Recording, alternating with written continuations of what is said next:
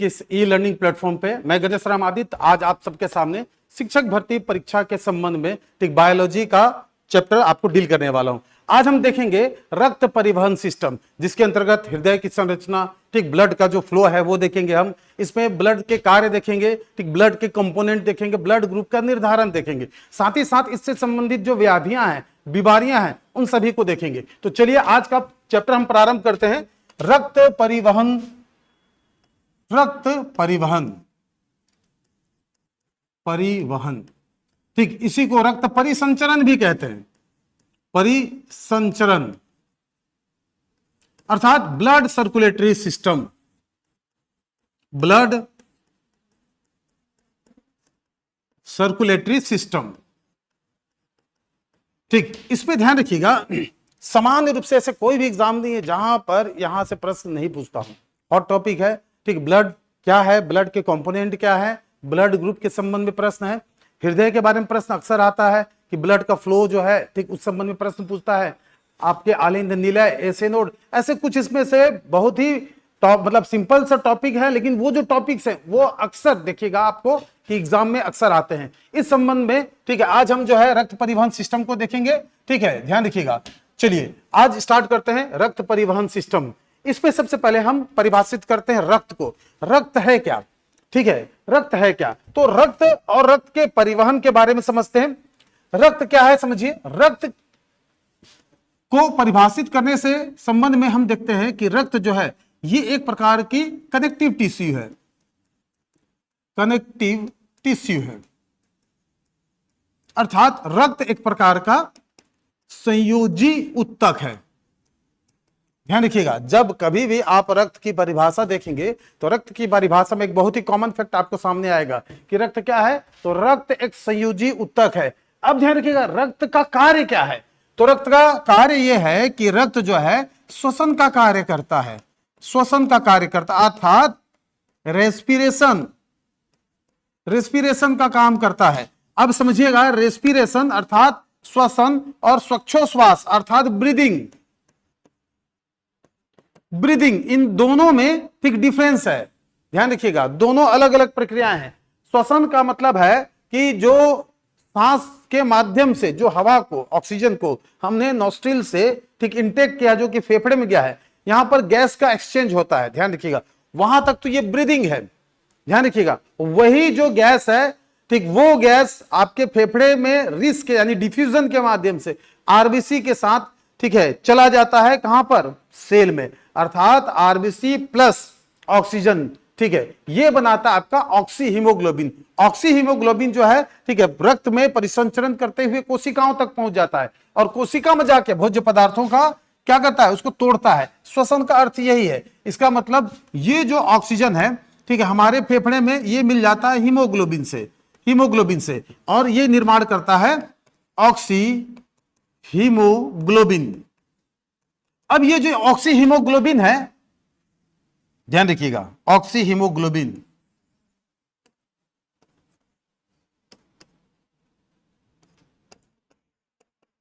ये जो हीमोग्लोबिन है, ये हीमोग्लोबिन पहुंचता है सेल के पास, सेल में जाएगा और ये ऑक्सीजन जो है, ठीक, छोड़ देगा सेल पे, जो कि जाएगा माइटोकॉन्ड्रिया पे, माइटोकॉन्ड्रिया, और ये माइटोकॉन्ड्रिया में जाएगा और वहां जो आपका फूड है, इस फूड को ऑक्सीडाइज करेगा। ध्यान रखिएगा, ऑक्सीडाइज करेगा और यहां से एनर्जी रिलीज करेगा, एनर्जी, ठीक है, और इसी को श्वसन कहते हैं। श्वसन का मतलब सांस लेना नहीं है, सांस लेना तो ब्रीदिंग है, ठीक, ध्यान रखिएगा।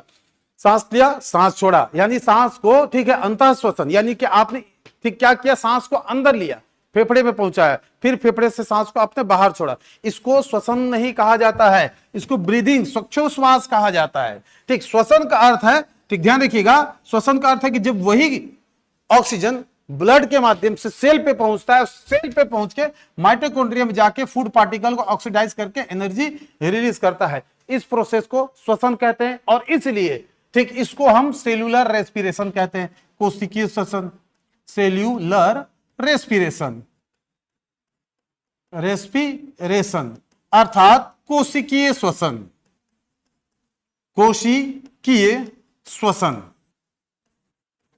आया समझ में यहां तक, ठीक है। कमेंट भी करते जाइएगा। अगर मान लीजिए कंटेंट आपको समझ में आ रहा है, कमेंट करके आप बताइएगा, ठीक, कंटेंट के बारे में। तो समझिए इसी चीज को हम कहते हैं कोशिकीय श्वसन, सेल्यूलर रिस्पिरेशन। अब अंतर को कर लीजिए भाई, यहां पर सांस का अंदर लेना, इस चीज को यहां पर मैं बना दे रहा हूं, सांस का अंदर लेना और सांस का बाहर छोड़ना, बाहर छोड़ना, बाहर छोड़ना, अर्थात इन, ठीक, ब्रीथ इन और ब्रीथ आउट, ब्रीथ इन और ब्रीथ आउट, ब्रीथ आउट करना, ठीक, ये हो गया आपका ब्रीदिंग का पार्ट। हिंदी में इसी को श्वासोच्छ्वास के नाम से जानते हैं। अब आया समझ में आपको रक्त क्या है, ठीक, रक्त एक कनेक्टिव टिश्यू है, इसका सबसे प्रमुख काम है श्वसन करना, अर्थात ये ऑक्सीजन को, ठीक है, हीमोग्लोबिन के साथ संयोजित होकर ऑक्सी हीमोग्लोबिन का निर्माण करती है, जो सेल में पहुंचती है और सेल के माइटोकॉन्ड्रिया में जाके फूड पार्टिकल को ऑक्सीडाइज करके एनर्जी रिलीज करते हैं, ठीक है। अब आ जाइए इसके दूसरे कार्य को देख लेते हैं। इसका काम है शरीर के अंदर पीएच वैल्यू को कंट्रोल करना, ठीक, शरीर के ताप को नियंत्रित करना, ताप को नियंत्रित करना, ध्यान रखिएगा, ठीक, ताप को नियंत्रित करना, अर्थात रक्त, ठीक है, एक श्वसन कारक एजेंट है, ठीक, यह हमारे शरीर के अंदर पीएच वैल्यू को कंट्रोल करता है, यह ताप को नियमित करता है, यानी हमारे बॉडी का जो टेम्परेचर है ना, ताप का मतलब क्या है, बॉडी टेम्परेचर, बॉडी, ठीक, टेम्परेचर, ठीक, इस बॉडी टेम्परेचर को यह रेगुलेट करता है। तो यह हुआ हमारा ब्लड की डेफिनेशन, आया समझ में यहां तक। अब देखिए ब्लड के कंपोनेंट, अर्थात रक्त के, ठीक, कितने भाग होते हैं, ब्लड के कंपोनेंट, ब्लड, तो ब्लड को प्रमुखता दो भागों में बांटा गया है, ध्यान रखिएगा, ब्लड को प्रमुखता दो भागों में बांटा गया है, ठीक, एक है हमारा ब्लड कॉर्पसल्स, ठीक, अर्थात रक्त कणिकाएं, रक्त कणिकाएं, रक्त कणिकाएं, और दूसरा है हमारा, ठीक, प्लाज्मा, प्लाज्मा, प्लाज्मा, और इधर ब्लड कर्पसल्स, ब्लड कर्पसल्स। अब ध्यान रखिएगा इस वाले पार्ट को अच्छे से समझ लीजिए, क्योंकि यहां से कुछ क्वेश्चन ऐसे आते हैं, ठीक है। अब इस वाले पार्ट को यहां पर पूरे ब्लड का, ठीक, ध्यान रखिएगा, यहां पर पूरे ब्लड का क्या रहेगा, सारा कंपोनेंट यहां पर रहेगा। अब यही जो स्लाइड है ये आपको पूरे ब्लड के बारे में यहां से आपको समझ में आएगा। अब देखिए रक्त कणिका और प्लाज्मा, ये क्या हो गया भाई, क्या होता है प्लाज्मा, इसका मतलब ब्लड में रक्त कणिकाएं, यानी कि यह रक्त का कण वाला भाग है, कण का भाग, यानी रक्त में कण भी होते हैं। दूसरा, ये रक्त का प्लाज्मा है, अर्थात रक्त का लिक्विड पार्ट है, ठीक, अर्थात ये रक्त का द्रव वाला भाग है, ऐसा समझ में, अर्थात रक्त के जो द्रव वाले भाग को प्लाज्मा कहते हैं, रक्त के कण वाले भाग को हम, ठीक है, ब्लड कर्पसल्स कहते हैं। अब देखिए जो आरबीसी, ये जो ब्लड कर्पसल्स है, इसके भी तीन प्रकार हैं, ये जो ब्लड कर्पसल्स है, ठीक, रक्त कणिकाएं, इसके भी तीन प्रकार हैं। सबसे पहले RBC, red blood corpuscles, RBC, दूसरा है आपका डब्ल्यूबीसी, और तीसरा है हमारा प्लेटलेट्स, प्लेटलेट्स। अब ध्यान रखिएगा आरबीसी, डब्ल्यूबीसी और प्लेटलेट्स, ठीक है। आरबीसी डब्ल्यूबीसी के बारे में बहुत अच्छे से आप जानते हैं। आरबीसी मतलब रेड ब्लड कर्पसल्स, यानी कि लाल रक्त कणिकाएं, लाल रक्त कणिका, लाल रक्त कणिका। उसी तरीके से डब्ल्यूबीसी मतलब श्वेत रक्त कणिका, और तीसरा है प्लेटलेट्स, प्लेटलेट्स,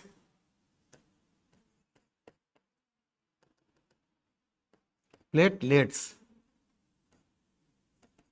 ठीक, प्लेट टाइप का, ठीक है, समझिए, आप समझना, रक्त का कणिका वाला पार्ट है, कण की भांति रहता है। कैसे रहता है भाई, आरबीसी कण है, डब्ल्यूबीसी कण है, देखिए, ठीक, कर्पसल्स हम लिखी जा रहे हैं इसमें, ठीक है, आरबीसी लाल रक्त कणिका, red blood corpuscles, WBC white blood corpuscles, उसी तरीके से प्लेटलेट्स। अब इसको वैज्ञानिक शब्दावली में अलग अलग नामों से जाना जाता है, एरिथ्रोसाइट, ल्यूकोसाइट, ठीक है, और ध्यान रखिएगा आपका थ्रोम्बोसाइट, तीन अलग अलग नाम से इसको जाना जाता है। तो आप इसको इस तरीके से लिख लीजिए, आरबीसी को ल्यूकोसाइट, ठीक है, सॉरी, ये हमारा एरिथ्रोसाइट है, ये हमारा इरिथ्रोसाइट इसको हम कहते हैं। ठीक है, ये जो WBC है ये ल्यूकोसाइट है, ये ल्यूकोसाइट है, और ये जो प्लेटलेट्स है ये थ्रोम्बोसाइट है, थ्रोम्बोसाइट्स। तो इस तरीके से आप इसको लिखिए, एरिथ्रोसाइट, ल्यूकोसाइट, थ्रोम्बोसाइट। हिंदी में भी लिख सकते हैं आप एरिथ्रोसाइट, एरिथ्रोसाइट। दूसरा ल्यूकोसाइट, ल्यूकोसाइट। और तीसरा थ्रोम्बोसाइट, थ्रोम्बोसाइट। आया यहां तक समझ में? पहला हो गया ब्लड, ब्लड के दो भाग, ठीक है। कण वाले भाग को रक्त कणिका, ब्लड कर्पसल्स कहते हैं, जो रक्त का द्रव वाला भाग है, ठीक, ये इसको प्लाज्मा कहते हैं। ये जो आरबीसी है वो रक्त कणिका का पहला भाग है, आरबीसी। उसी तरीके से डब्ल्यूबीसी, उसी तरीके से प्लेटलेट्स। ये आरबीसी इसको एरिथ्रोसाइट के नाम से जाना जाता है वैज्ञानिक रूप से, डब्ल्यूबीसी इसको ल्यूकोसाइट के नाम से जाना जाता है, और प्लेटलेट्स को हम थ्रोम्बोसाइट के नाम से जानते हैं। अच्छा, एक और चीज, बहुत इंपॉर्टेंट चीज, ठीक है, अब ध्यान रखिएगा, ये जो लिक्विड वाला पार्ट है ये हमारे पूरे ब्लड का 55% है, ठीक है। ये हमारे पूरे ब्लड का 45% है, हो गया 100%, ठीक है। अब आप पूछेंगे सर ये प्लाज्मा है क्या, ये रक्त कणिकाएं है क्या? तो अब मैं आपको बता रहा हूं कि आप इसको कहां आपको देखने को मिलता है। जब आप ब्लड देने जाते हैं, यानी जब आपको बुखार हो गया, अब जाते हो ब्लड सेंटर में, डॉक्टर तो क्या करता है, प्रिस्क्राइब कर देता है, देखो भाई इसको मलेरिया है कि टाइफाइड है। आप जाते हो, ठीक, ध्यान रखिएगा, ब्लड टेस्ट कराने। तो जब ब्लड टेस्ट कराते हो तो ब्लड टेस्ट कराने वाला क्या करता है, इस तरीके से ट्यूब में, टेस्ट ट्यूब में ब्लड को कलेक्ट करता है। ध्यान रखिएगा, ये आपका ब्लड हो गया। ये ब्लड जो है पूरा लाल है, इस तरीके से पूरा लाल ही लाल, समझे। इसके बाद वो क्या करता है, इसमें कुछ दवाइयां अर्थात कुछ ड्रॉप्स डालता है। क्या डालता है, इस तरीके से कुछ ड्रॉप्स डालेगा, समझे। उसके बाद एक सेंट्रीफ्यूगल मशीन होता है, उस सेंट्रीफ्यूगल मशीन में घुमाता है, कहने का मतलब उस दवाई को उसमें मिक्स करता है। तो आप कुछ समय बाद ध्यान रखना, उसी चीज को वो क्या करेगा, एक जगह रख देगा, और थोड़ी देर बाद आप देखोगे तो ये जो पूरा जो ब्लड लाल दिख रहा है ना, तो ये ऊपर वाला भाग जो है ये पीला पीला दिखाई देगा आपको। क्या दिखाई देगा, पीला पीला। और ये जो नीचे का जो भाग है ये लाल लाल दिखाई देगा, ठीक, ये लाल लाल इस तरीके से दिखाई देगा। इसका मतलब नीचे में आपको लाल दिखाई दे रहा है आपको, और ऊपर में आपको क्या दिखाई दे रहा है, ऊपर में पीला दिखाई दे रहा है आपको, ठीक। तो समझिएगा, ये जो लाल वाला भाग है यही कण वाला भाग है, कण अलग हो गया। और ये जो पीला भाग है ये आपका लिक्विड पार्ट है, लिक्विड पार्ट है, अर्थात ये द्रव वाला भाग है। क्या वाला भाग है, द्रव। इसका मतलब अब जो है वो जो ब्लड टेस्ट करने वाला व्यक्ति है, ठीक है, अगर आपका मलेरिया या टाइफाइड चेक करेगा तो वो कण वाले भाग में नहीं देखेगा, वो इस वाले भाग में, लिक्विड वाले भाग में देखेगा, क्योंकि ये तो भाई कण वाला भाग आपका ये हो गया, erythrocyte, leukocyte, thrombocyte, RBC, WBC और प्लेटलेट्स, ठीक है, ये तो नीचे में आ गया। और वह क्या करेगा, इसी पीले वाले भाग से कंपोनेंट को निकालेगा और उसमें चेक करेगा कि इसमें मलेरिया है कि टाइफाइड है। तो ध्यान रखिएगा, ठीक, इसी को हम प्लाज्मा कहते हैं, यही है, ठीक, प्लाज्मा। और ये जो है, ठीक, ये है हमारा कण वाला भाग, ये पार्टिकल्स। इसमें तीनों चीज है, आरबीसी, डब्ल्यूबीसी और प्लेटलेट्स, तीनों है। प्लाज्मा आया समझ में? प्लाज्मा ब्लड का लिक्विड पार्ट है, लेकिन लिक्विड कैसे, ठीक है, तो वो इस तरीके से लिक्विड, हम लिक्विड को और कण को इस माध्यम से अलग करते हैं, ठीक है। जो लिक्विड वाला पार्ट है उसको हम क्या कहेंगे, ठीक, ये हमारा ब्लड का प्लाज्मा है, और जो कण वाला पार्ट है वो हमारा कर्पसल्स। तो इस तरीके से ब्लड के ये दो पार्ट हैं। अब यहां आपको एक चीज और समझना है कि इसी प्लाज्मा में क्या रहता है। तो ये जो प्लाज्मा आप पढ़े हो ना, ठीक, इस प्लाज्मा के अंदर जो हम भोजन किए रहते हैं, ठीक, जो हम भोजन किए होते हैं, तो इसमें रहेगा प्रोटीन, इसी में रहेगा वो फैट, इसी में रहेगा वो विटामिन्स, इसी में रहेगा हार्मोन्स, हार्मोन्स, ठीक है। अर्थात जितने पोषक तत्व हैं जो हमने भोजन किया, इनटेक किया है, ठीक है, वो सारे के सारे चीज इसी में रहेगा। प्रोटीन, ध्यान रखिएगा, ये आई है प्रोटीन, फैट, विटामिन्स, ठीक है, विटामिन्स और हार्मोन्स। अर्थात ये जो फैट, विटामिन्स, ये सब चीज है, अगर इसके बारे में टेस्ट करना है तो वो लिक्विड वाले पार्ट से टेस्ट होगा, यहां से टेस्ट नहीं होगा, यहां से कण वाले पार्ट में है। तो ये जो प्रोटीन, फैट, विटामिन्स और हार्मोन्स है, आपको पता चल गया कि ये कहां पर पाया जाता है, हमारे प्लाज्मा में। अब प्लाज्मा के संबंध में एक और चीज है, ठीक है, जब हम प्लाज्मा को, ध्यान रखिएगा, मैं यहां पर इसका डुप्लीकेट बना लेता हूं, ठीक है, डुप्लीकेट बनाने की क्या जरूरत है, इसको मैं यहां से हटा लेता हूं। ठीक, समझ में आ गया होगा आप लोगों को। अब समझिएगा, जब इसी ब्लड के प्लाज्मा में से, ठीक, ब्लड के प्लाज्मा में से, ये जो प्लाज्मा है हमारा, प्लाज्मा, ठीक, इस प्लाज्मा में से हम जब सीरम को, ठीक, सीरम बोलता हूं, फाइब्रिनोजिन,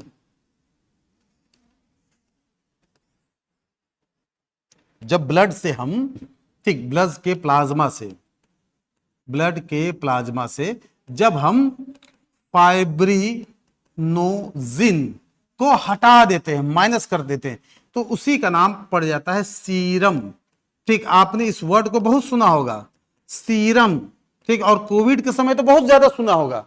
ठीक, क्योंकि आपको पता होना चाहिए कि जिस व्यक्ति को अगर कोविड हो गया था, उस व्यक्ति का सीरम को दूसरे व्यक्ति के ब्लड में इंजेक्ट कर दिया जाता था, ताकि उसके अंदर जो एंटीबॉडीज है वो इसमें काम कर सके और उस वाले व्यक्ति को ठीक कर सके।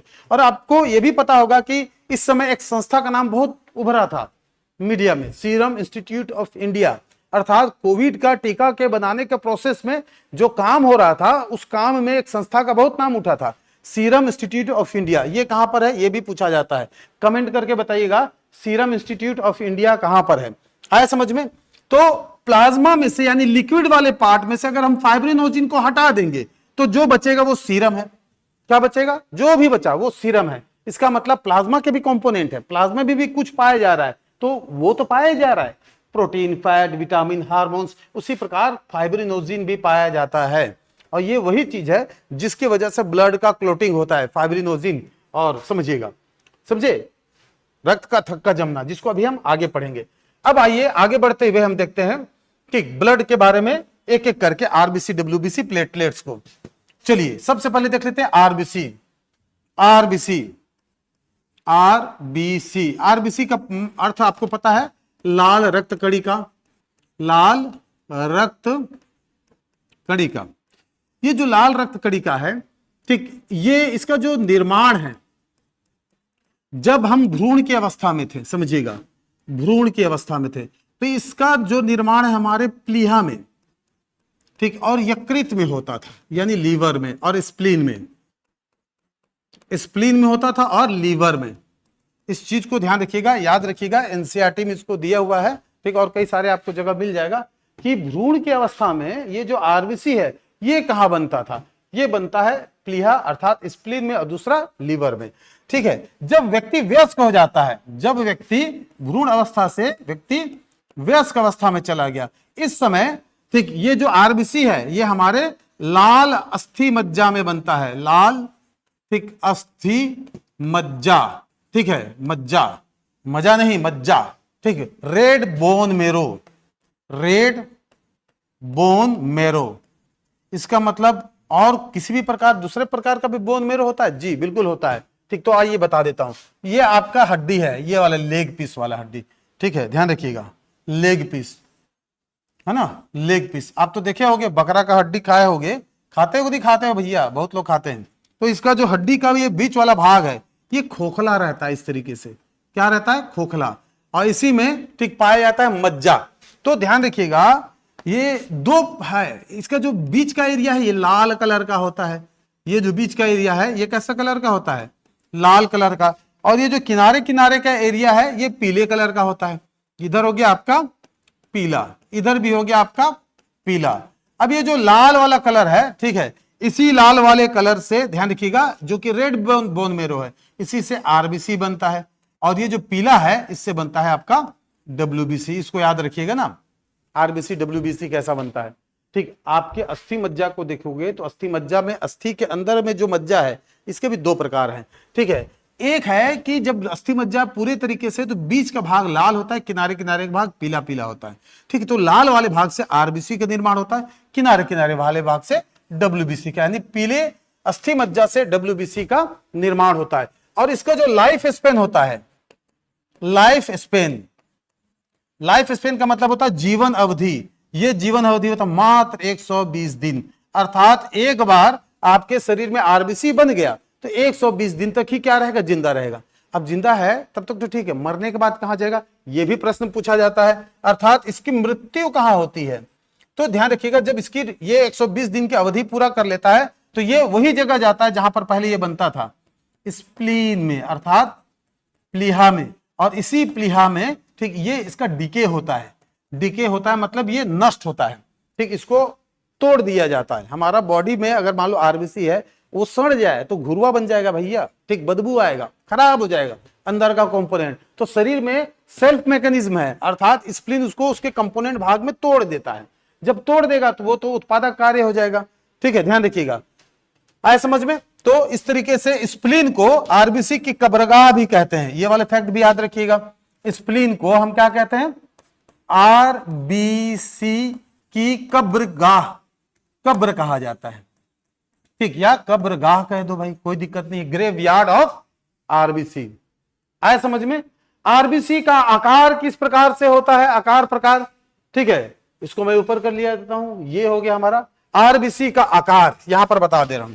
आरबीसी का आकार, आरबीसी का आकार जो होता है वो होता है उभयावतल, उभयावतल, ठीक, इसका मतलब होता है बाई कॉनकेव, बाई कॉनकेव।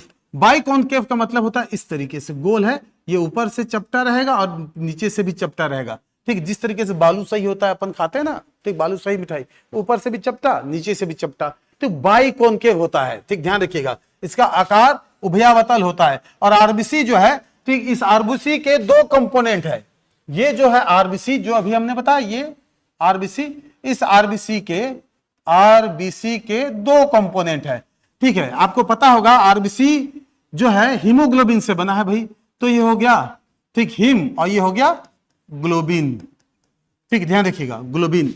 ये जो हीम है ये एक प्रकार का वर्णक है, वर्णक अर्थात पिगमेंट है, पिगमेंट, ठीक, अर्थात इसी का लाल कलर इसी का है, ये जो लाल है आपका आरबीसी वो इसी हीम के वजह से है। तो ये ग्लोबिन क्या है बोलोगे आप, तो ग्लोबिन कुछ नहीं, ये एक प्रकार की प्रोटीन है, ये एक प्रकार की प्रोटीन है। तो इस प्रकार से आपको याद रखना होगा, जो आरबीसी है ये दो चीज से मिलकर बनता है, हीम और ग्लोबिन। हीम एक प्रकार का पिगमेंट है जिसका कलर लाल होता है, आपने पढ़ा हो ना, हीमोग्लोबिन का कलर लाल होता है, तो हीमोग्लोबिन में हीम का कलर लाल होता है। ग्लोबिन अपने आप में एक प्रोटीन है।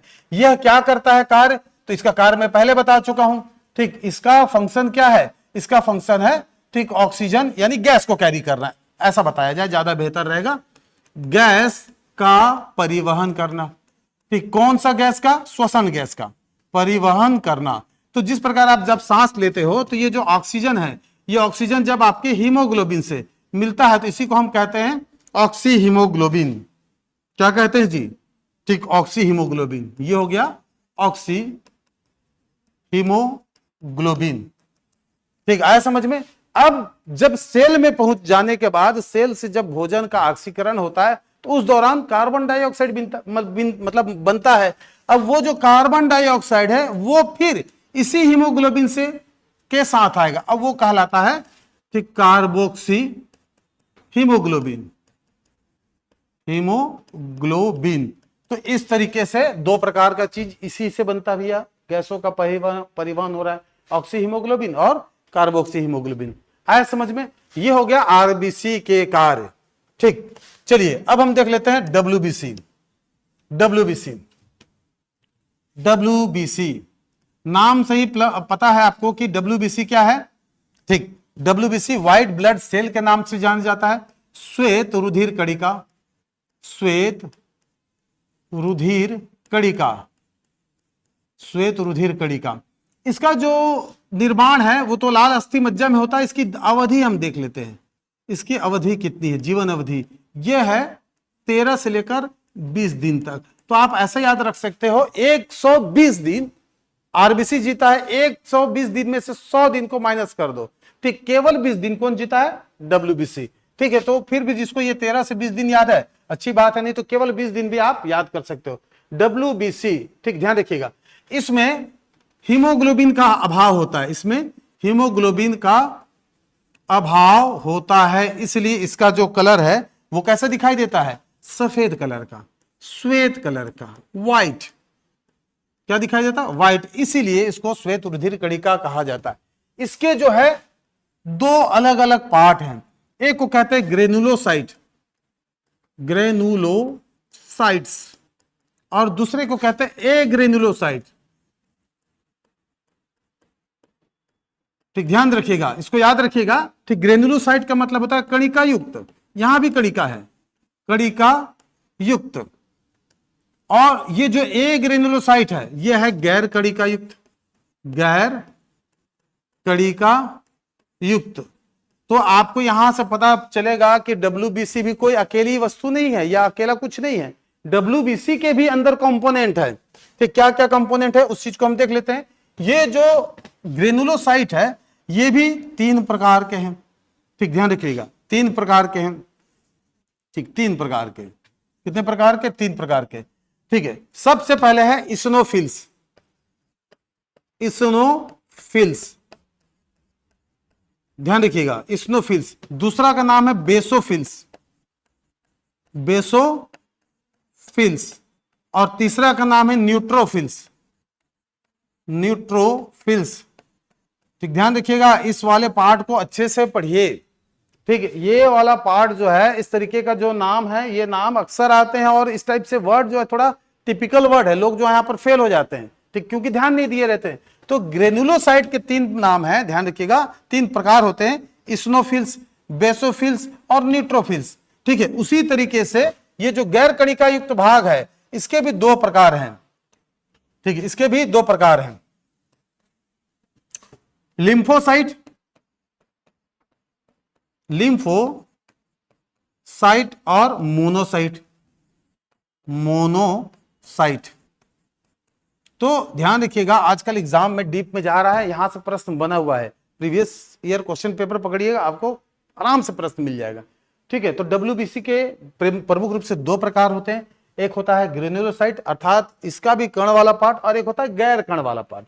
जो कण वाला पार्ट है ये इस्नोफिल्स, बेसोफिल्स और न्यूट्रोफिल्स कहलाता है। जो गैर कणिका पार्ट है इसको लिम्फोसाइट और मोनोसाइट के नाम से हम जानते हैं। अब आइए आगे देखिए, इस्नोफिल्स का काम क्या है। इस्नोफिल्स का काम है, ठीक है, हमारे शरीर में इसी की वजह से एलर्जी उत्पन्न होती है। ध्यान रखिएगा, एलर्जी। अब यहां समझिए कैसे, जब हमारे शरीर में सांस के माध्यम से, ठीक, या किसी अन्य माध्यम से अदर कंपोनेंट हमारे शरीर में इंटर करता है, तो हमारे ब्लड का, आपको तो पता होना चाहिए कि ये जो WBC है यही हमारे शरीर के प्रतिरक्षा तंत्र का निर्माण करता है, प्रतिरक्षा तंत्र का। ठीक है, ध्यान रखिएगा। तो प्रतिरक्षा तंत्र में लड़ने के लिए इसके पास इतने 5 सिपाही हैं, ध्यान रखिएगा, 5 प्रकार के सिपाही हैं। ठीक है, ये जो इस्नोफिल्स है ये एलर्जी करता है, अर्थात जब कोई भी व्यक्ति, जैसे डस्ट चला गया या कोई भी बैक्टीरिया वायरस चला गया, शरीर तुरंत एलर्जिक रूप में रिएक्ट करता है। ध्यान रखिएगा, क्या करता है, एलर्जिक रूप में रिएक्ट करता है। और एलर्जी कुछ नहीं है, ये हमारे शरीर को प्रतिरक्षा यानी सुरक्षित रखने का एक विशेष प्रकार है। तो इस्नोफिल्स आप देखते होंगे कि जो पापा या दादा के उम्र के हैं, हल्का सा भी उनको सर्दी होता है तो उनका गला नाक जाम हो जाता है, तो जब ब्लड टेस्ट कराते हैं तो बोलते हैं इस्नोफिलिया बढ़ गया है, सांस फूल रहा है। इस्नोफिलिया मतलब यही एलर्जिक रिएक्शन है ये। ठीक है, नेगेटिव चीज नहीं, ये पॉजिटिव चीज है। इसका मतलब कि वो जो इस्नोफिलिया बढ़ रहा है, इसका मतलब ये था कि वो जो वायरस था, ठीक है, जो जिसकी वजह से सर्दी हो रहा था, तो हमारा शरीर उसको रिएक्ट कर रहा है। ठीक है, इसीलिए ठीक है, इस्नोफिल्स का लेवल बढ़ जाता है। चलिए, बेसोफिल्स क्या है समझिएगा। बेसोफिल्स के संबंध में समझिएगा, बेसोफिल्स के माध्यम से हमारी यकृत की जो मास्ट कोशिकाएं होती है, मास्ट कोशिका, यहां से हिपेरिन और हिस्टामिन, हिपेरिन और हिस्टामिन नाम का 2, हिस्टामिन नाम का 2 अलग अलग तत्व निकलता है। ठीक, याद रखिएगा, कहां से, बेसोफिल्स। ठीक, ये जो बेसोफिल्स है इसी के वजह से, ठीक, हमारे लीवर की वहां की एक मास्ट कोशिकाएं होती, वो मास्ट कोशिका जो है लीवर की मास्ट कोशिका हिपेरिन और हिस्टामिन का निर्माण करती है। और ये हिपेरिन हिस्टामिन का काम बहुत जबरदस्त है। क्या काम है, ये जो हिपेरिन और हिस्टामिन है ये हमारे शरीर के अंदर में रक्त को थक्का जमने नहीं देता, अंदर में ब्लड को क्लॉटिंग होने नहीं देता। ठीक, ये इसका काम है। अब ध्यान रखिएगा, ये जो न्यूट्रोफिल्स है और आपका गैर कणिका युक्त का ये जो मोनोसाइट है, ये दोनों आपस में मिलकर फाइकोसाइटिक सेल है। ठीक, ध्यान रखिएगा, इन दोनों को फाइकोसाइटिक सेल कहा जाता है, फाइकोसाइटिक सेल। अर्थात भक्षक कोशिकाएं, भक्षण कोशिका, ठीक है। क्योंकि जब शरीर में आपके बहुत सारे बैक्टीरिया मर रहे हैं, आपने दवाई खाया मर गया, शरीर का प्रतिरक्षा तंत्र ने मार दिया, ठीक है, या शरीर का कोई अंग जो है या सेल है, ठीक, हमारी कोशिकाएं, उनका भी तो मृत्यु होता है। तो ये जो न्यूट्रोफिल्स है और मोनोसाइट है, ये भक्षक कोशिकाएं हैं, फाइकोसाइटिक सेल है, ये उन्हीं कोशिकाओं को, मृत कोशिकाओं को खाती हैं। ध्यान रखिएगा, क्या करती हैं? खाती हैं, ठीक। ये हो गया हमारा न्यूट्रोफिल्स के साथ साथ मोनोसाइट। अब बच गया लिम्फोसाइट। अब लिम्फोसाइट के बारे में बस इतना जान लो कि लिम्फोसाइट का आकार टी के आकार का होता है, इसलिए इसको टी लिम्फोसाइट के नाम से हम जानते हैं। तो इस तरीके से डब्ल्यूबीसी के दो प्रकार, कणिका युक्त, गैर कणिका युक्त। उसी तरीके से कणिका युक्त के स्नोफिल्स, बेसोफिल्स, न्यूट्रोफिल्स। जो गैर कणिका युक्त है, लिम्फोसाइट और मोनोसाइट, ठीक है। फिर इसके बाद आगे फर्दर डिवीजन मैंने आपको बता दिया है। ये हो गया हमारा, ठीक, आरबीसी और डब्ल्यूबीसी, दो प्रमुख कंपोनेंट। अब आ जाइए, अब हम देख लेते हैं हमारा हृदय और हमारी रक्त परिवहन रक्त परिवहन तंत्र की सिस्टम देख लेते हैं। अब आइए, जब हम हृदय की बात करते हैं, समझिएगा, हृदय की बात करते हैं, हृदय, हार्ट, ठीक है, तो यहां पर दो प्रकार की वाहिनियां रहती हैं, वेस्कुलर सिस्टम, दो प्रकार की वाहिनी, ये दो प्रकार का है। एक को कहते हैं वेन और एक को कहते हैं हम, ठीक, ध्यान रखिएगा, आर्टरीज। अर्थात एक को कहेंगे हम सीरा और एक को कहेंगे हम धमनी। ये भी प्रश्न पूछा जाता है।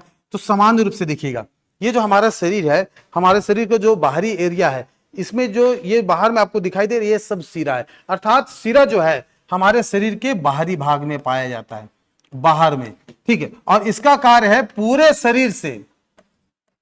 शरीर से रक्त को, ब्लड को हृदय तक लेके जाना।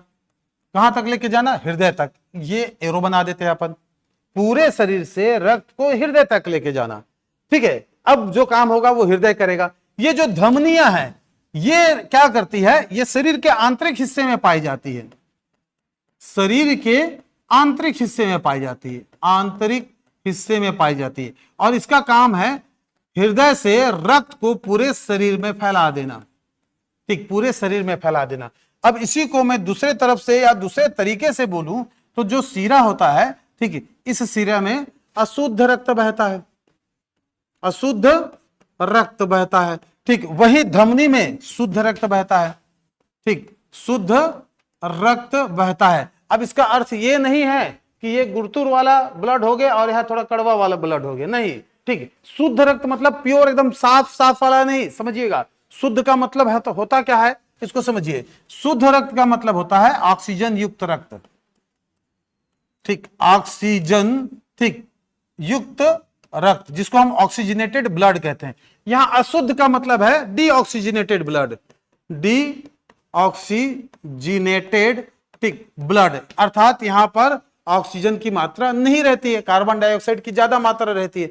तो समझिएगा, ठीक है, ये जो सीरा होता है, सीरा में अशुद्ध रक्त बहता है और धमनी में शुद्ध रक्त बहता है। क्लियर है मामला? और एक और अंतर ध्यान रखिए, इतना अंतर हमने देख लिया है तो एक और अंतर याद रखिए, ठीक है। अच्छा, अंदर बाहर हो गया ना हमारा। अब ध्यान रखिएगा, सीरा में कपाट नहीं पाए जाते, कपाट अर्थात वॉल्व नहीं पाए जाते हैं। और इसमें जो ब्लड का जो फ्लो है सतत बहता है, सतत, कंटिन्यूअस फ्लो होता है, ठीक। तो ध्यान रखिएगा, सीरा में कपाट, वॉल्व नहीं पाया जाता, ठीक है। यहां पर ब्लड सतत कंटिन्यू बहता है, लेकिन यहां पर याद रखिएगा, यहां पर कपाट पाया जाता है। कपाट, इसका मतलब है आर्टरीज के अंदर में कपाट पाया जाएगा, ब्लड झटके के साथ बहता है, ब्लड सतत नहीं बहता है, ब्लड जो है, ठीक, झटके के साथ बहता है, झटके के साथ बहता है। इस वाले फैक्ट को आप अपने, ठीक, कंटेंट में जोड़ लीजिए, ठीक। ध्यान रखिएगा, कपाट पाया जाता है, वो झटके के साथ बहता है। आया समझ में? हृदय, ठीक है, ये रहा हृदय, एक बार देख लीजिए।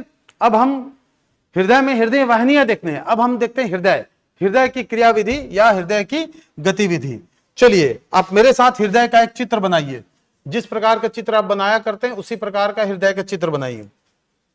थोड़ा लेफ्ट लिया जाए, ये हो गया हृदय का चित्र, ठीक है, आया समझ में कि ज्यादा ही गोल हो गया? थोड़ा तिरछा बनाना है ना, सीधा नहीं बनाना है, कुछ ज्यादा ही बड़ा हो गया, छोटा बनाते हैं ताकि एरिया हमको और काम के लिए मिल जाए। चलिए, अब ये बन गया हमारा हृदय, आया समझ में? अब देखिए हृदय के 4 चेंबर होते हैं, तो पहले 4 चेंबर बना लेते हैं। ठीक, ये एक चेंबर हो गया, उसी तरीके से ये जो है ये दूसरा चेंबर हो गया। ठीक, ये जो है ये तीसरा चेंबर हो गया। ठीक, और ये हमारा चौथा चेंबर। आया समझ में? यहां तक 4 चेंबर।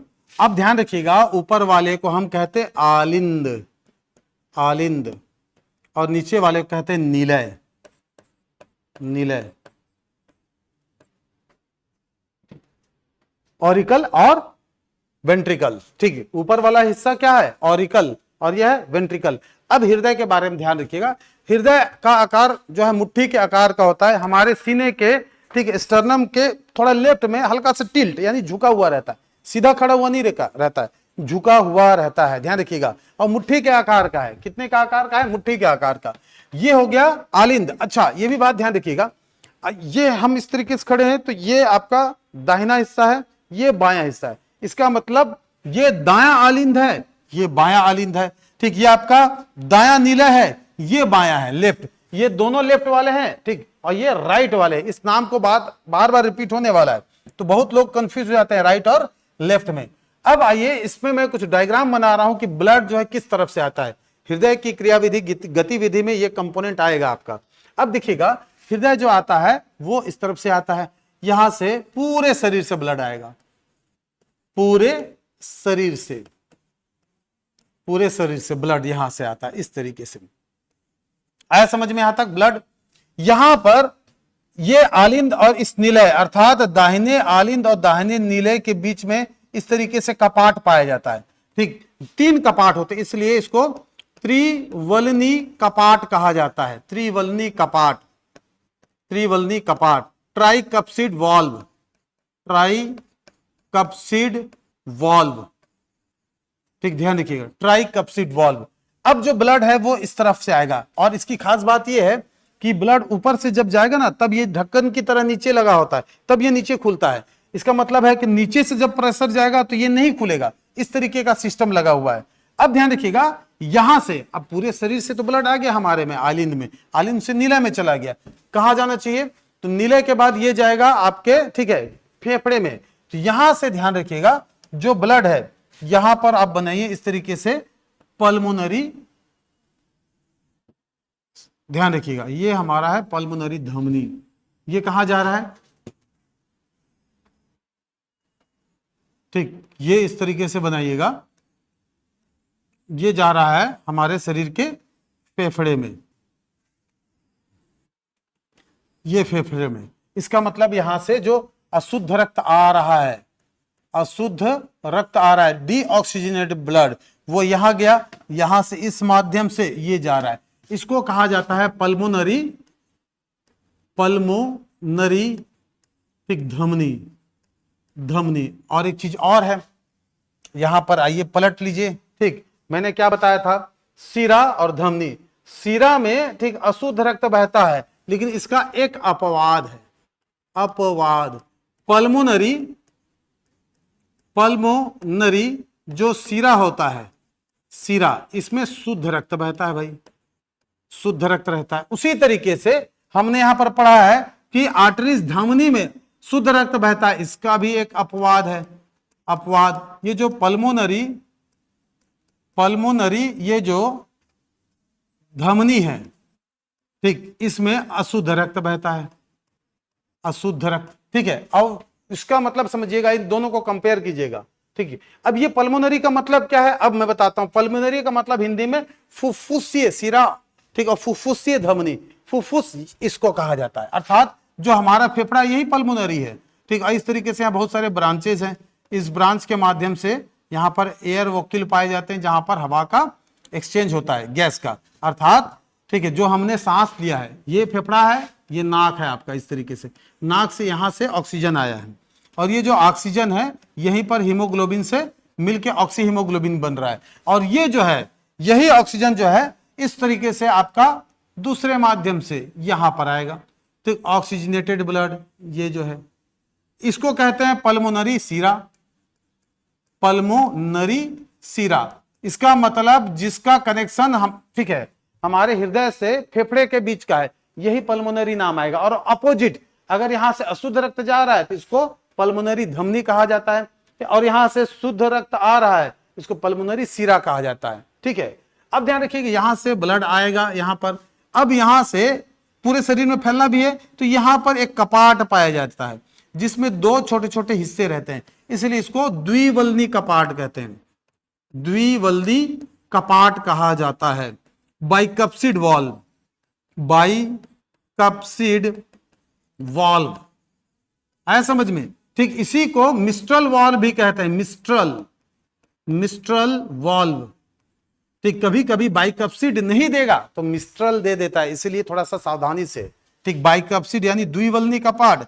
ठीक है, और इसी को मिस्ट्रल वाल्व के भी नाम से जाना जाता है। अब ब्लड जो है इस तरीके से यहां पर पास होगा। ठीक, और यहां से फिर एक आपका इस तरीके से ब्लड जो है ये महाधमनी, ये है पूरे शरीर में फैलाने के लिए, यहां से इसको कहा जाता है एओर्टा, महाधमनी, एओर्टा। आया समझ में? यहां से ब्लड इस तरीके से पूरे शरीर में हमारे फैल जाएगा। आया समझ में जी? तो ब्लड के आने जाने का मार्ग मैंने आपको बता दिया। क्या बता दिया? किस तरीके से ब्लड, एक बार रिवाइज कर देता हूं। अशुद्ध रक्त इस तरफ से आता है, ठीक, यह है दाहिना आलिद, यहां से आएगा, त्रिवल्नी कपाट को पार करेगा, हृदय का धड़कन होता है तो यहां से ब्लड जो है पल्मोनरी धमनी के माध्यम से फेफड़े में जाएगा। चूंकि अशुद्ध रक्त है तो इसमें कार्बन डाइऑक्साइड था, अब वो कार्बन डाइऑक्साइड प्लस हीमोग्लोबिन था, अब उस कार्बन डाइऑक्साइड को छोड़ देता है। ध्यान रखिएगा, वो क्या कर देता है? छोड़ देता है, और यही कार्बन डाइऑक्साइड इस तरफ से नाक के माध्यम से बाहर निकल जाता है। लेकिन जो सांस आपने लिया ऑक्सीजन, अब वो उसी हीमोग्लोबिन से, इसी हीमोग्लोबिन से कनेक्ट होकर ऑक्सीजन के माध्यम से यहां पर हमारे पास आ जाता है। ठीक है, कहां पर? दाहिने आलिंद में। ठीक है, उसके बाद दाहिने नीले में। ठीक है, किसके द्वारा? द्विवल्नी कपाट, बाइकप्सिड वाल्व या मिस्ट्रल वाल्व के माध्यम से। अब जब हृदय का संकुचन होगा तो ब्लड जो है इस तरफ से एओर्टा के माध्यम से पूरे शरीर में फैल जाता है। आया समझ में? अब आइए हृदय की क्रियाविधि में कुछ और पॉइंट आते हैं। अब यहां पर देखिए, इस जगह पे, ये आउटर एरिया की बात कर रहे हैं, यहां पर हृदय में आपके पास एक गांठ पाया जाता है, ठीक, जिसका नाम है एवी नोड, एवीएन। ठीक, ध्यान रखिएगा, एवी नोड कहते हैं। क्या बोलते हैं? AV node. इसका कनेक्शन जो है थोड़ा सा इस तरीके से आता है, यहां पर एक और गांठ पाया जाता है, यहां पर एक और गांठ, इसका नाम है, ठीक, एस ए नोड। देखो, ठीक, नाम उल्टा हो गया ना, ये नाम है AV node, S A node, इसका नाम है S A node, S A N, इसका नाम है AV node, A V N. ठीक है, अब समझिएगा, इसके बारे में सुन लीजिए, इसके बारे में सुन लीजिए। अब मैं क्या करता हूं, थोड़ा डायग्राम को छोटा कर लेता हूं, ठीक, ताकि मुझको थोड़ा सा एरिया मिल जाए। इसको इधर खिसका देता हूं। क्लियर है यहां तक? अब आइए समझिए, ये जो एसे नोड है, यहीं से हमारी धड़कन प्रारंभ होती है। ठीक, धड़कन, ध्यान रखिएगा, धड़कन यहीं से प्रारंभ होती है। एस ए नोड से ही हमारे हृदय की धड़कन प्रारंभ होती है। चूंकि यहीं से धड़कन प्रारंभ होती है, इसलिए, ठीक, इसको क्या कहा जाता है? ठीक, इसको पेस मेकर के नाम से भी जाना जाता है। ठीक, ध्यान रखिएगा, क्या नाम से जाना जाता है? पेस मेकर, पेस मेकर के नाम से जाना जाता है। ठीक है, तो ये भी आपसे पूछा जाता है, बोलते हैं ना ऑपरेशन में पेस मेकर बदला गया, तो पेस मेकर बदला गया मतलब कि ऐसे नोड को बदला गया। इसका मतलब इसी के माध्यम से पेस उत्पन्न हो रहा है, हृदय की गतिविधि, धड़कन यहीं से प्रारंभ हो रही है। वो जो धड़कन है इलेक्ट्रिक करंट के माध्यम से होता है। ये एक प्रकार की जैविक बैटरी है, जैसे हमारे घड़ी का बैटरी है, जब तक चलेगा तब तक घड़ी चलेगा। उसी तरीके से जन्म से ही हमारे पास एस ए नोड है, भगवान का दिया हुआ बैटरी, तो ये एक जैविक बैटरी है। ठीक, ध्यान देखिएगा, इसी के माध्यम से इसमें से एक छोटा सा हल्का सा इलेक्ट्रिक करंट उत्पन्न होता है। वही इलेक्ट्रिक करंट, ठीक है, एक इस प्रकार से कनेक्शन के माध्यम से जाता है एवी नोड में। एवी नोड के पास यहां पर एक बहुत मोटा ऐसे बंडल रहेगा, ठीक, जिसको हिंज बंडल बोलते हैं। ठीक, ध्यान रखिएगा, ये कनेक्ट रहता है यहां से। ठीक, हिंज बंडल यहां पर। ठीक, हिंज बंडल, इसको यहां से लिखिएगा हिंज, हिंज बंडल। ये जो हिंज बंडल है इस तरीके से आगे नीचे की ओर जाता है और यहां पर दोनों तरफ नीचे और ऊपर की ओर चला जाएगा, दोनों तरफ चला जाएगा। ध्यान रखिएगा, दोनों तरफ, इस तरफ भी चला जाएगा, ठीक, वो इस तरफ से। इसमें पतली पतली ऐसे अलग अलग, ठीक है, ध्यान रखिएगा, उसमें बहुत सारे नर्व्स रहते हैं। इसका मतलब क्या है, जब करंट ए से नोड से उत्पन्न होगा, ए बी नोड के पास जाएगा हिंज बंडल से होते हुए, ठीक, ये पूरे किंज कहा जाता है, इसको कहते हैं पुरकिंज, पूरे किंज।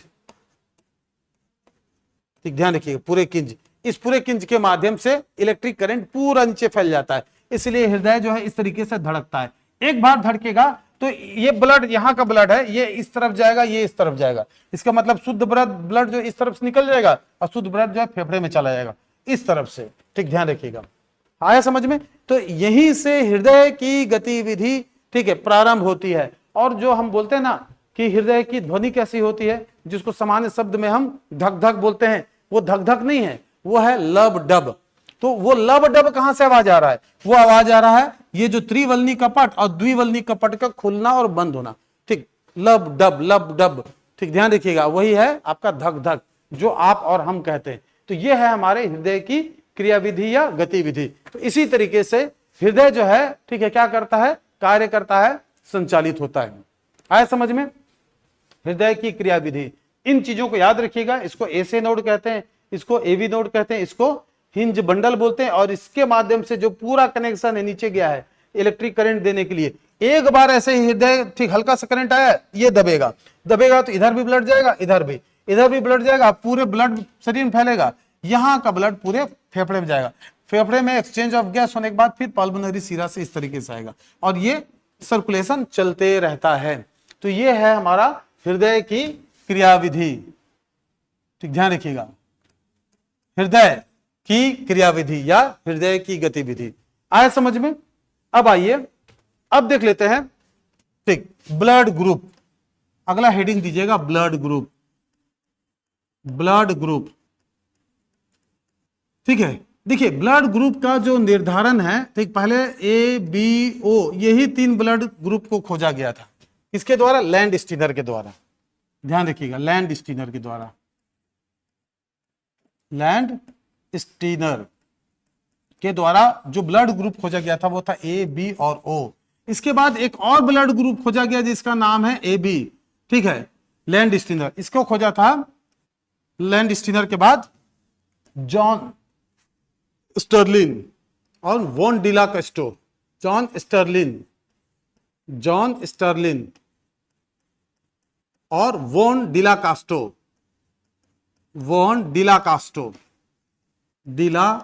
कास्टो लिख के याद रखिएगा, याद क्वेश्चन पूछा था।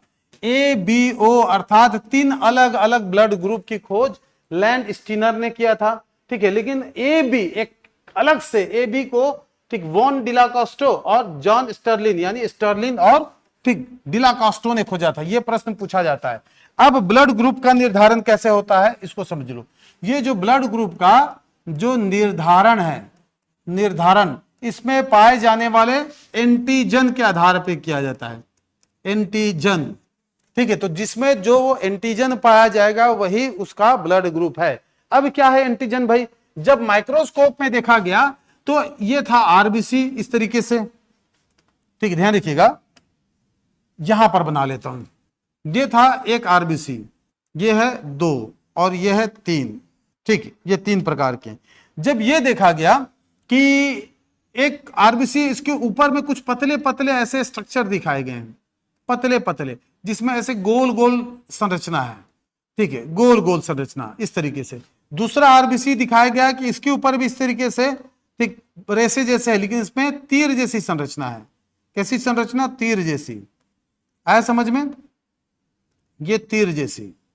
ठीक, तो ये जो लॉलीपॉप टाइप का दिखा, इसी को कहा गया ए। इस पे एंटीजन ए पाया गया है और ब्लड ग्रुप को बोल दिया कि ब्लड ग्रुप का नाम ए है। जिसमें ऐसा तीर जैसे स्ट्रक्चर पाया गया उसको बोल दिया गया ब्लड ग्रुप बी। फिर एक और ब्लड ग्रुप था जिसमें के शरीर के, मतलब जिसके सरफेस में, वही आरबीसी जो उभयावतल है, इसके आउटर सरफेस में कुछ नहीं पाया जा रहा था, खाली था, इसलिए इसको बोल दिया ओ, यानी जीरो। ठीक, जीरो, पहले जीरो बोला गया था, बाद में उसको ओ कंसीडर किया। तो इस तरीके से 3 अलग अलग ब्लड ग्रुप की खोज हुई थी। ठीक, ए, बी और ओ। जो चौथा ब्लड ग्रुप ये जो ए बी है, ये कुछ ऐसे था, ये था, और इसमें ये लॉलीपॉप टाइप का भी और तीर वाला दोनों पाया जा रहा था। ठीक, लॉलीपॉप भी और तीर, कहने का मतलब ये माइक्रोस्कोपिक लेवल में आप देखोगे तो इस तरीके से दिखता है, इस तरीके से आप दिखता है। ठीक, ब्लड ग्रुप के निर्धारण में, अर्थात ये हो गया आपका ए बी, और इसको खोजा था जॉन स्टालिन और वॉन डिलाकॉस्टे ने। आया समझ में? तो ये हो गया ब्लड ग्रुप। अब कौन सा ब्लड किसको चढ़ेगा, अब उस पे बात कर लेते हैं। तो यहां लिखते हैं हम ब्लड ग्रुप, ब्लड ग्रुप। ठीक, किसके आधार पे? एंटीजन के आधार पे। तो हर एक ब्लड में एंटीबॉडी भी पाया जाता है, एंटीबॉडी भी पाया जाता है। ठीक, तो इस पे देख लेते हैं। जैसे ब्लड ग्रुप ए इसीलिए कहा जाता है कि इसमें ब्लड ग्रुप ए है, एंटीजन ए है। इसको बी इसलिए कहा जाता है कि इस पे बी है। उसके बाद ए बी आ गया।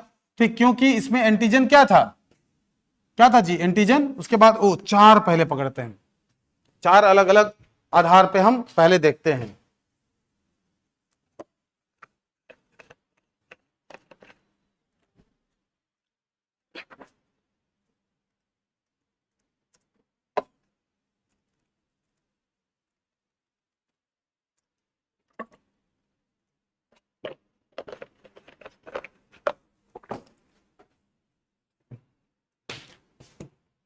चलिए अब देख लेते हैं। ये हो गया ब्लड ग्रुप ए, इसमें पाया जा रहा है एंटीजन ए। ये है ब्लड ग्रुप बी, इसमें पाया जा रहा है, ठीक, क्या पाया जा रहा है, एंटीजन बी।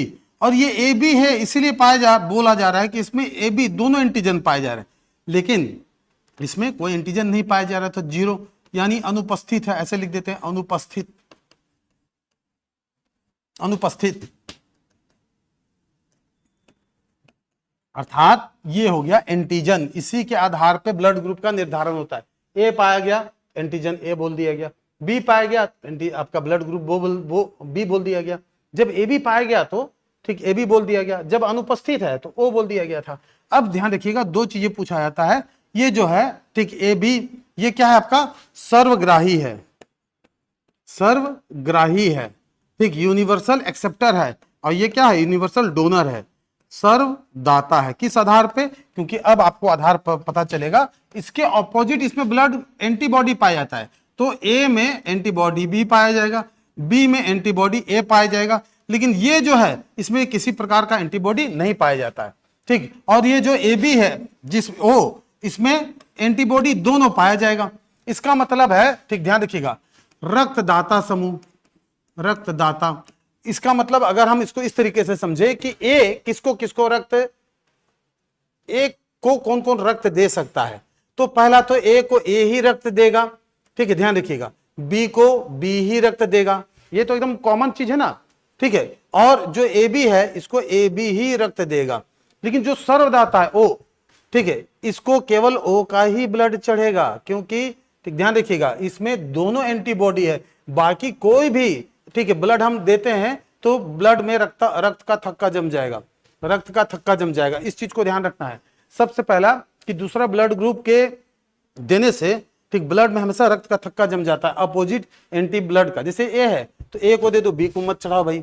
ठीक है, अगर बी वाले है तो बी का ब्लड चढ़ाओ, ए का ब्लड मत चढ़ाओ, समझे। तो ये 4 एकदम आपको क्या है, यूनिवर्सल याद रखना है। ए को ए का ही ब्लड चढ़ाना है, बी को बी का ही, ए बी को ए बी का ही, और ओ को ओ का। लेकिन इसमें और खेल है, ये जो है ठीक ध्यान रखिएगा, इसमें हमने बताया था ना ओ सर्वदाता है, ओ को सब में डाल दीजिए, ओ को सब में डाल दीजिए, तो ओ सब में आ गया, है समझ में। लेकिन ये जो इसमें एंटीबॉडी कोई नहीं है, तो ए बी को हमने सर्वग्राही बोला था, इसका मतलब इसको सर्व से ग्रही कर लीजिए। तो ये है रक्तदाता समूह, यानी कि ए को ए का भी ब्लड चलेगा, ओ का भी ब्लड चलेगा, बी को बी का भी ब्लड चलेगा, ओ का भी ब्लड चलेगा, सर्वग्राही है उसको ए का भी ब्लड चलेगा, ओ का भी, ए का भी, बी का भी। और जो सर्वदाता है उसको तो केवल ये सर्वदाता है ना, ठीक, लेकिन देखिएगा सर्वदाता इसलिए है कि इसमें किसी भी प्रकार का एंटीजन नहीं है, लेकिन एंटीबॉडी दोनों है। इसको जब देना होगा तो केवल ओ का, तो इसको भी याद रखिएगा, आया समझ में। चलिए अब शॉर्ट में एक और फैक्टर देख लेते हैं जिसको कहा जाता है RH फैक्टर। क्या कहा जाता है? RH factor. RH फैक्टर के बारे में प्रश्न पूछा जाता है बार बार। RH फैक्टर क्या है? ठीक है, तो इन्होंने ही इसको खोजा था RH फैक्टर को, लैंड स्टीनर और वीनर ने खोजा था, वीनर ने। ठीक है, ध्यान रखिएगा, दो अलग अलग व्यक्ति का नाम आएगा, लैंड स्टीनर और वीनर ने। क्योंकि RH फैक्टर को रिसस नामक बंदर से खोजा गया था, इसलिए इसका नाम रख दिया गया RH फैक्टर, यानी RH कारक। अभी तो आपने ब्लड ग्रुप में ये पढ़ा है ना कि A है, B है, AB है और O है, लेकिन आपको एक और चीज जानते होंगे, प्लस और माइनस, ये वही है। अगर इसका मतलब ये है कि जिस व्यक्ति में RH पाया जाता है, ठीक, पाया जाता है, उसको RH प्लस पॉजिटिव कहा जाते हैं, जिसमें नहीं पाया जाता है उसको RH नेगेटिव कहा जाता है। ठीक है, आया समझ में? इसका मतलब किसी व्यक्ति का ब्लड ग्रुप A पॉजिटिव है, इसका मतलब A उसका ब्लड ग्रुप है, पॉजिटिव का मतलब उसमें RH फैक्टर पाया जाता है, और A नेगेटिव है तो इसका मतलब है उसका ब्लड ग्रुप A है और उसमें RH फैक्टर नहीं पाया जाता। ये समझना है। ठीक है, आया समझ में यहां तक? तो प्लस माइनस का कंसेप्ट क्लियर है। यहां पर एक केस आता है, समझिएगा। अब केस क्या है? अगर किसी भी ऐसा व्यक्ति का, पुरुष का, अगर कोई पुरुष, ठीक, RH पॉजिटिव है, अगर कोई महिला जिसका RH नेगेटिव है, इन दोनों का आपस में क्या हो जाता है? विवाह हो जाता है, शादी कर लेते हैं। अब ठीक है, इस महिला में ध्यान रखिएगा, ये जो महिला है, ये महिला अगर गर्भवती होती है, ठीक है, और इसका ये जो गर्भवती है, ठीक, ये पहला की बात कर रहे हैं ना, तो होता क्या है, इसके एक कंडीशन आता है, जब इसके वुम्ब में, अर्थात ये माँ का गर्भ है, ठीक, ध्यान रखिएगा, माँ का ये गर्भ है, यहां पर बच्चा है, ये क्या है? बच्चा है। ठीक, माँ का गर्भ है, यहां पर इस तरीके से बच्चे का डेवलपमेंट हो रहा है, अब समझिएगा, यहां पर माँ, पहले पुरुष कौन हो गया? प्लस हो गया, महिला का ब्लड ग्रुप माइनस। अब एक कंडीशन आता है, जब बच्चे का ब्लड ग्रुप जो है वो पॉजिटिव हो जाए, यानी माँ का नेगेटिव, बच्चे का पॉजिटिव। ठीक है, समझिएगा इस चीज को, माँ का नेगेटिव, बच्चे का पॉजिटिव, यानी कि पिता का जो ब्लड ग्रुप का जो प्लस वाला है वो आ जाए। अब ऐसी स्थिति में क्या होता है, जो पहला जो डिलीवरी होता है, ठीक, इस डिलीवरी में रक्त का मिश्रण नहीं होता है, रक्त का मिश्रण नहीं होता है, तो इस समय संतान जो है आसानी से हो जाता है, संतान। ठीक है, लेकिन जैसे ही डिलीवरी होता है, ये बात को याद रखिएगा, ठीक, जैसे ही डिलीवरी होता है तो सीधी सी बात है, डिलीवरी में जो ब्लड है वो मां के गर्भ में गिरेगा, तो जिसकी वजह से अब जो है इस मां में इस पॉजिटिव ब्लड के प्रति, ठीक, एंटीबॉडी बन जाता है, एंटीबॉडी। अब जब ये महिला जो है दूसरी बार गर्भवती होगी, ध्यान रखिएगा, ठीक, दूसरी बार क्या होगी? ठीक है, गर्भवती होगी, तो पहले से ही महिला के शरीर के अंदर इस प्लस के अगेंस्ट में एंटीबॉडी बन चुका है। इसका मतलब ये जो दूसरा बच्चा है, ठीक, इस दूसरा बच्चा को जो भ्रूण के ही अवस्था में, ठीक, भ्रूण की अवस्था में ये क्या हो जाएगा? नष्ट हो जाता है।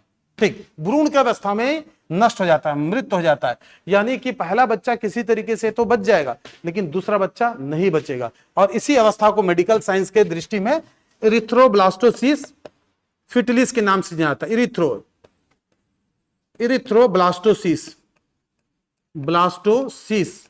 ठीक, फिटलिस या फीटल के नाम से जानता है। इथ्रो मतलब आरबीसी, ब्लास्टोसिस का मतलब ब्लास्ट हो जाना, और फीटल का अर्थ होता है भ्रूण की अवस्था में, अर्थात भ्रूण की अवस्था में आरबीसी फट जाता है। ठीक है, इसीलिए कहा जाता है कि शादी के समय जो है ये RH फैक्टर को पता कर लेना चाहिए। क्या कर लेना चाहिए? RH फैक्टर को पता कर लेना चाहिए। पहला डिलीवरी में कोई दिक्कत नहीं है, समस्या आती है, ठीक, दूसरे में, ध्यान रखिएगा, ठीक, दूसरा बच्चे में।